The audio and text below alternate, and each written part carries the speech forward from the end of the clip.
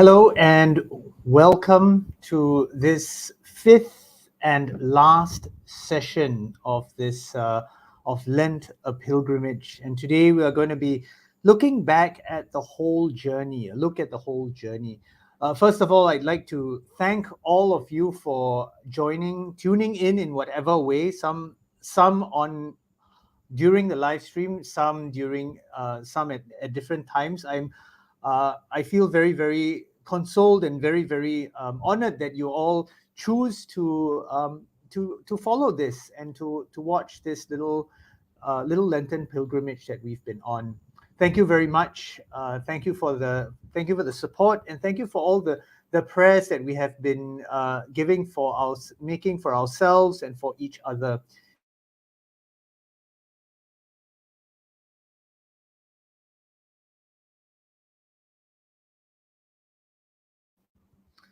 Let's get ourselves ready for this last session for Lent, our pilgrimage. If at any point the internet is a little off, please be patient, because the internet hasn't been very obedient, as much as we have been trying to be obedient during Lent.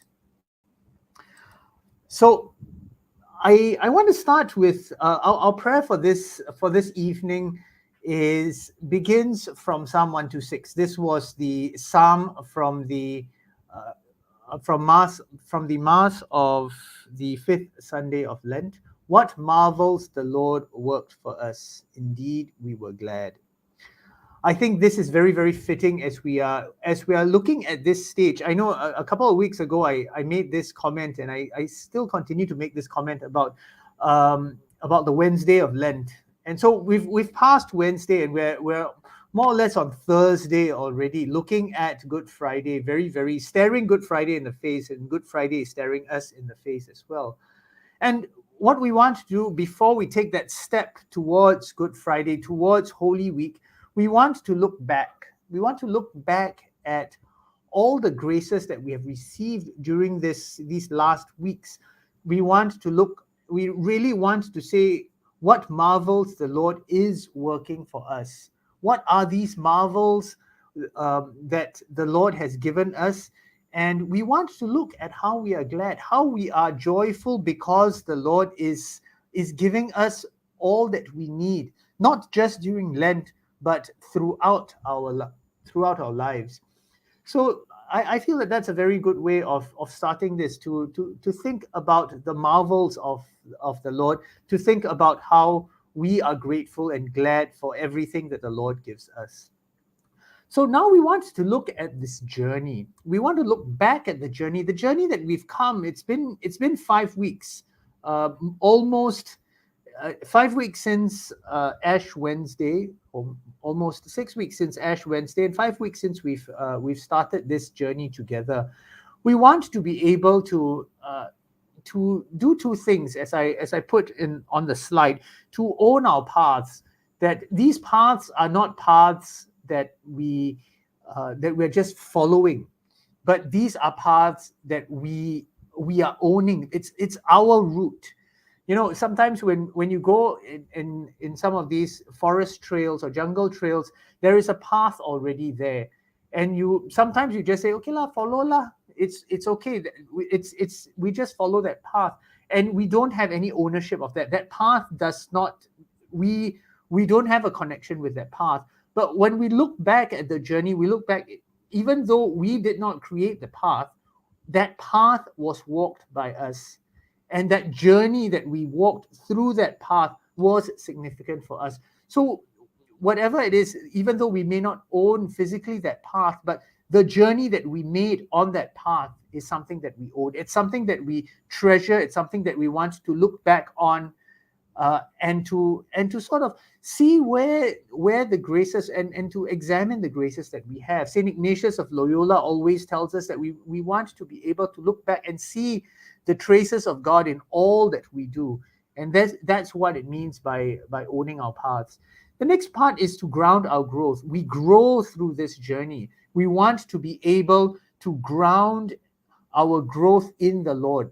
The growth that we have, the spiritual growth through through the three ways of the purgative way, the illuminative way, and the unitive way, are not things that we do ourselves. These are things that are grounded in the Lord, and we want to be able to see how the purgation comes from the Lord, the illumination comes from the Lord, and we are finally united with the Lord in all that we do.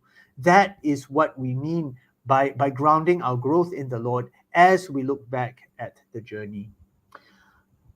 We were talking about pilgrimages and pilgrims. I just want to share this very, very moving image with you. This is sometimes called Madonna di Loreto, the Pilgrim's Madonna. It's a painting by Caravaggio.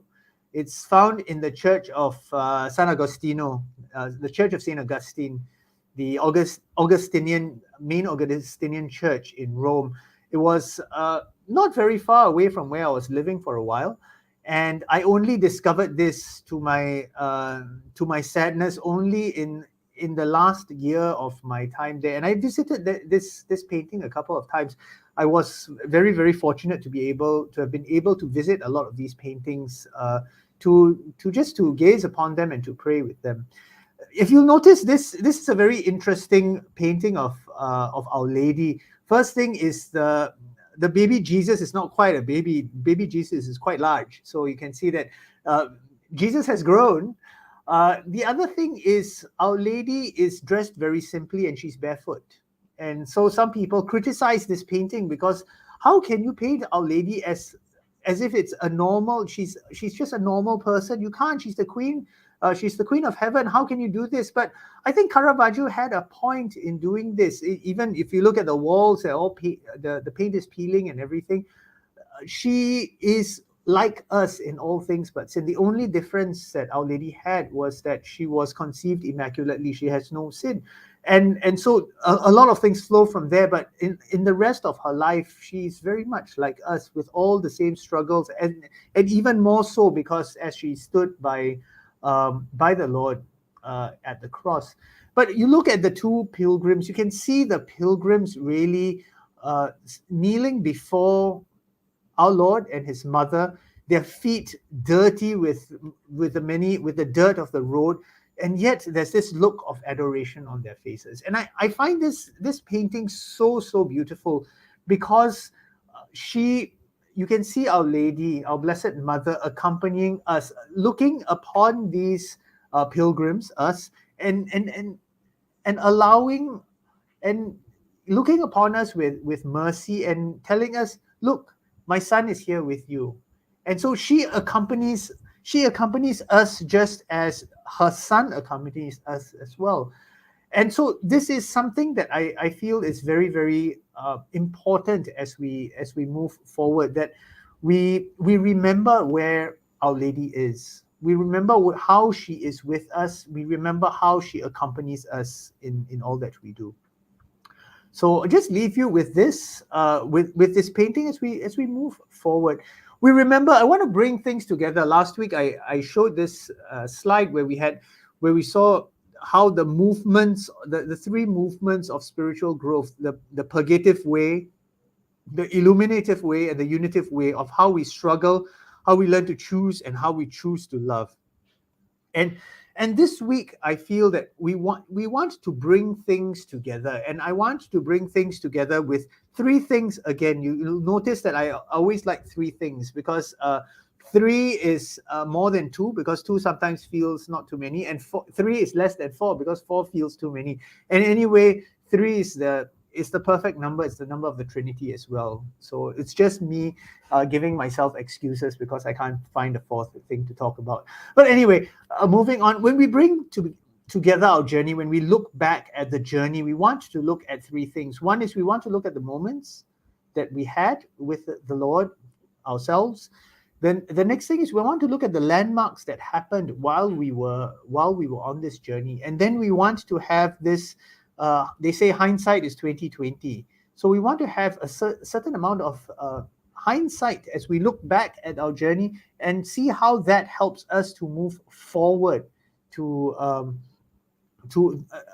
that we can move into a greater united relationship with the Lord. So the first one would be the moments when we look back at our journey with the Lord, and look back at this time of spiritual growth. What were these moments that really, really helped us to grow? There were definitely moments where we were able to see, yes, the Lord was there. I know there were moments over in my time of Lent as well, even though they weren't the moments I expected. Sometimes you expect, okay, so what I normally do is I skip a meal on Fridays, and I use the time you normally spent for meals. I try my best to do that. Sometimes I fail, but to pray a bit more. That usually doesn't do anything. These were not the cherished moments, but the cherished moments instead were moments where I felt God's grace through the times where through what I did, through something that I saw, through just a short moment of prayer where I was able to feel my own weaknesses and to see how the Lord was actually helping me in all that. And we also want to think about Kairos. Kairos is the opportune time. In the first Sunday of Lent, we talk about the opportune time, the time of the Lord. And in this journey, there are all these moments. These moments are the Kairos moments, the moments where God meets us where we need God the most. These are moments on the journey. I use this image. This image was from an article that I read probably, I think, over the weekend about this photographer. So this photographer, Anna Neubauer, I believe she's Austrian. So she specializes in taking photos of people with disabilities or in that way. So she visited this family, and so there was this young girl, the girl on the left, who had an intellectual disability, and she was a little troubled during that time. And it was this photographer Anna was trying to take photos, and she could not get good shots there. And then this girl's elder sister came and just talked to her younger sister, and that led to this moment. And you can see how beautiful this picture really is. I was very, very moved by this picture, and that's what led me to want to share it during this session. You can see the look of love. You can see the look of respect, of sort of almost the fiat. Yes, Lord, yes, my sister, I accept your love. I may not understand. She may not understand. I may not understand what you are saying, what's going on, and everything. But I accept your love. The part of one of the subtitles of or the caption of the painting was "A moment in the chaos, a heart that loves so well." That's the name of the picture that Anna Neubauer made. And it's such a beautiful painting, and it's a reminder of how just that moment in the chaos of everything that was happening, that is that moment. And we want to look for these moments on our journey where we are like that girl on the left who submit ourselves to the love of God. And we say, yes, God, I know you love me. I let you lead my hand so that I can do what you want me to do. That's something that's beautiful. And so if we want to reflect on that, a question that we can ask ourselves: what moments during this journey of Lent were particularly significant for me? If I have a journal, I might write these things down, which I do sometimes. Where were these moments where I felt this growth? When were these moments where I felt a sense of purgation? Where were these moments where I felt God's light leading me towards God? Where were these moments where I felt this strong sense of communion with God? So think about these moments. There are moments, and we know these moments are there. And I just invite everyone to continue to look back at these moments as much as we can. The next point I want to make is about landmarks. Seeing landmarks. It's quite similar to the previous point. Whenever we we make a journey, sometimes we want to look for landmarks. That's how I navigate. I navigate by, oh, this big building is there, that turning, that roundabout. These are how we navigate. So we use landmarks to tell us where we are going, and we want to see the landmarks of God, the landmarks that God places in our journeys, the signposts of grace, or which may not be grace in themselves, but that point us towards grace. Usually they are graces in themselves, gifts from God, people that who come into our lives, who point us more finely towards God. Where are these markers of God's presence in my life? These are the landmarks that we want to look at when we look back at our journey. And these are useful. And I'm not just talking about Lent. It's useful for us to look at the whole, even our whole lives. And whenever I accompany people on retreats, one of the first things that I like to do with them is to have the retreatants look back at these signposts signposts of grace and markers of God's presence, to see where has God been in our lives. And we realize that, wow, God's really there all the time. It's just that we sometimes don't see God enough. And so when we are looking at this journey, so the smaller, the micro thing would be to look back at our Lenten journey and to see where these signposts of grace, where these little moments where God was there and God was clearly pointing us towards Him. That's where we want to move towards. These are the markers of presence that we want to look at. So if we wanted to look at a kind of a reflection question on this, where were the markers of God's grace that helped me to grow? And the question can also be, who were the markers of God's grace that helped me to grow? When were the markers of God's grace that helped me to grow? All there are many ways of asking this question to see where and how God helped us or helps us to grow in all ways. And then the last one was a sense of vision. When we look back and forward, we need to be able to look back so that we can look forward. So I wrote this little maths equation. I'm not sure whether the maths teachers or those who are good at maths would agree with me, but here's my little equation here. Hindsight plus foresight equals to growth. Hindsight is us looking back at what has happened to us and to see and to understand how we have grown, how we have come to where we are today. And that's they say, a lot of people say, oh, hindsight is 20/20, because when we look back, we can see more clearly what happened in the past, and that gives us an insight into what's happening to us now.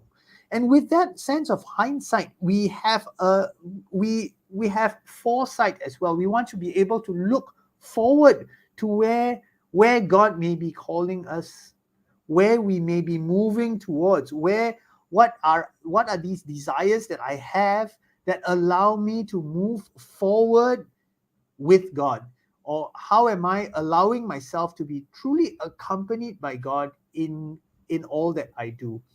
With this sense of hindsight that gives me insight into the present, and these insights that allow me to look forward to where God is leading me, that's where growth lies. Our growth is something that's always very dynamic. When we grow, we're always moving and changing. When a plant grows, it does not keep the soil. The soil moves, everything moves along with plants. You can see some of these giant trees that just move in all sorts of directions. So growth is movement, and so movement requires us to be able to look back and look forward in all that we do. And so that's why it's important for us to have this sense of foresight and hindsight as well. And so we want to, as I mentioned earlier, to own the journey, to say that, yes, this journey is mine. I'm not sure whether I mentioned this. I tell the same things to everybody, so do forgive me if I mentioned this before. there were times in my own vocation journey where I did not own my journey enough, especially at the beginning, where I said I took a vow of obedience when I made my first profession. So I obey lah. So my superior sent me, so I obey law. So when I get to the place, I say, yes, I'm here out of holy obedience. But I get upset because I don't really want to be there. So I say, so the obedience is sort of an excuse for me to complain about things. I don't own my journey. And it was only after in one of the situations where I was in, it was only after a very wise and very experienced spiritual director, an elder Jesuit, who told me, Stanley, you have not owned this journey. This journey is not yours yet. You have to own it. And then I realized, yeah. And so when I started owning the journey, things changed. My whole point of view changed in seeing where I was. And I was able to really say, yes, Lord, thank you for sending me here. I needed those struggles so that I could see where your light is, so that I can see the illumination. And with that illumination, I can see where I want to be led to, so that I can be in closer union with you. So that's where you own the journey, and that's where and that's how you start creating new journeys as well, to be able to move forward on this journey with the Lord. And so the last reflection question would be this: how am I invited to see God, people, and the world differently? To see, if you look, this year is the Ignatian Year, where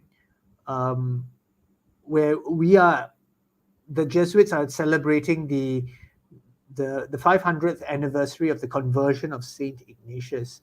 So making the tagline is making all things new in Christ, seeing all things new in Christ. And that's vision, to see how things can be new through the eyes of the Lord. And so how am I invited to see things through the eyes of Christ, see God, see people, see the world through the eyes of Christ, that has, and how that has emerged from this journey that we've been on. In the tradition of the last couple of weeks, I just want to give a couple of lines from the last of the 4 quartets by T.S. Eliot. It's a very, very long poem. It's 4 long parts, and it's very, very beautiful. Not easy to read, but it's very, very beautiful. And here, what he says, what he tells us is this: what we call the beginning is often the end, and to make an end is to make a beginning. The end is where we start from. And he continues: we shall not cease from exploration, and the end of all our exploration will be to arrive where we started and to know the place for the first time. There's a beauty in this. In the first of the 4 quartets, Eliot tells us to look for the still point in the turning world. Everything's moving. Where is that still point? We can say that that's God. But here, what he's also saying is that everything moves in a way in cycles, and it's not a futile cycle. It's a cycle that comes from broader visions. We arrive to where we start, and we know the place for the first time. The journey changes our perspective of all that we do and all that we are. And so we make that journey, and even though we can come back to where we are, everything is new. We are able, and because that journey happened with Christ, we are seeing things new with Christ. And that only happens as we are able to move on this journey with the Lord.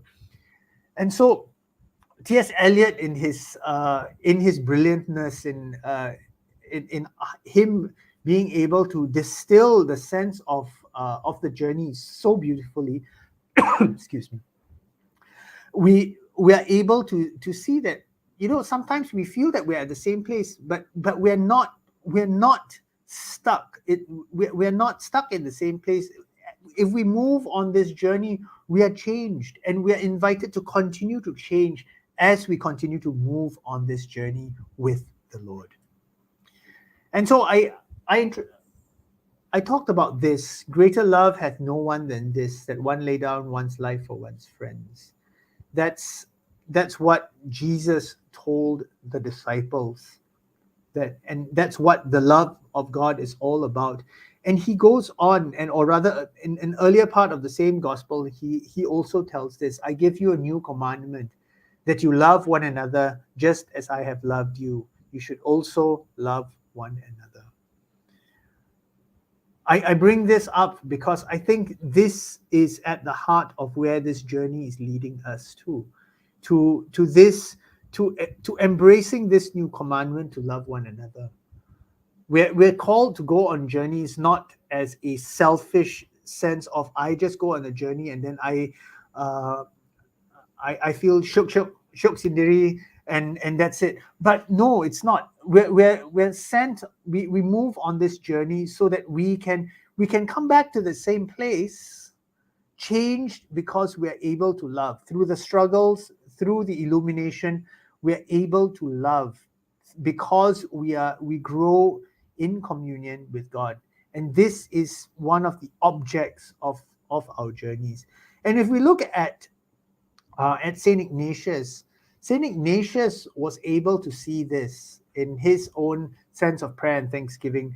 The passage from the autobiography that I posted this week is very, very short, and it's actually where he himself, St Ignatius himself, wrote as he narrated to Camara, who was sort of his biographer or his secretary that took down the autobiography, where it's one of the clearest senses where St Ignatius says, yes, we can truly find God in all things. And that's where he says, so the object of the journey is to be able to love, and it's also to be able to find God in all situations, to realize that God is everywhere, and to be able to truly find God in all that we do. I started a little bit with our Blessed Mother. I'm going to end with our Blessed Mother as well. We want to be able to trust in the process, to have faith in God, that whatever we do, whatever journeys we're on, we move with God. When we talk about this journey, we were talking about this journey during this time of Lent. But as I mentioned in the first session, this journey is all about us as a church, this pilgrim church moving towards God. We want to be able to trust in this process and trust and have faith in God. The image I have on the screen is it's a very beautiful image that was also introduced to me when I was during my studies by one of our professors. The title of this is found in Augsburg, the Mary Untie of Knots. So Our Lady is all the knots that we have in our lives, we place them before Our Lady, and she just sort of very, very deftly just unties them. It's like, well, your knot's untied. So our faith in God, our faith in the intercession of our Blessed Mother, to be able to unknot the struggle so that we can be free of these struggles to move towards God. That's something to me that's very, very, very, very beautiful, very, very moving as we move on. There are many images of Mary Untie of Knots, and if you're interested, you can just do a quick Google search, and you'll find a lot of images on. And I find images very, very moving in my prayer as well. They help me to pray as I can see how our Blessed Mother helps to untie our knots. And so as we move towards the end of this small journey, we want to look back and look forward, hindsight and foresight, but also to to focus very much on listening and feeling the Lord's presence. I think this is something, in order for us to be able to find God in all things, we want to be able to open our hearts and our ears and our sight and all our senses to feel where the Lord is. And I think we tend to do this more during Lent. And my encouragement to everyone is to not allow this to just be a Lenten practice. Whatever graces that we gain from Lent, let's store them up and bring them forward. And we'll continue all these movements, all these prayer, almsgiving, even fasting, that we can continue to move forward. Maybe not so much fasting during the weeks of Easter, but we want to be able to continue this prayer so that all the milestones that we found don't get buried under the sand. All the kairos moments that we have experienced can be resurfaced and re-looked at as we move forward with the Lord, as we move forward on this journey with the Lord, because this was one part of the journey, and we're invited to continue to journey with the Lord in all that we do. And so, my dear brothers and sisters, that is more or less the end of this series of 5 sessions on the pilgrimage of Lent. I hope that you enjoyed these sessions as much as I have bringing them to you. I do apologize if there were any technical problems. I hope there weren't too many technical problems today.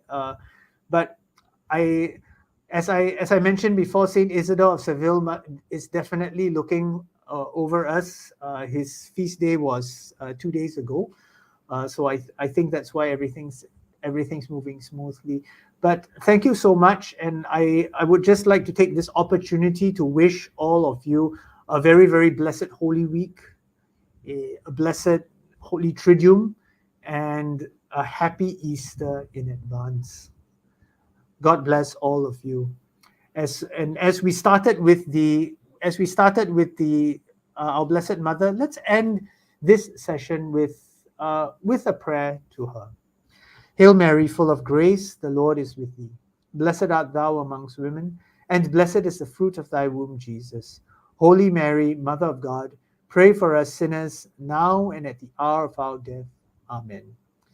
Thank you very much again. This has been a wonderful, slightly tiring sometimes, 5 weeks, and thank you so much for joining me, and thank you so much for praying with each other during this time. Blessings to all of you, and have a good evening or morning or afternoon whenever you are watching. Thank you. Bye-bye.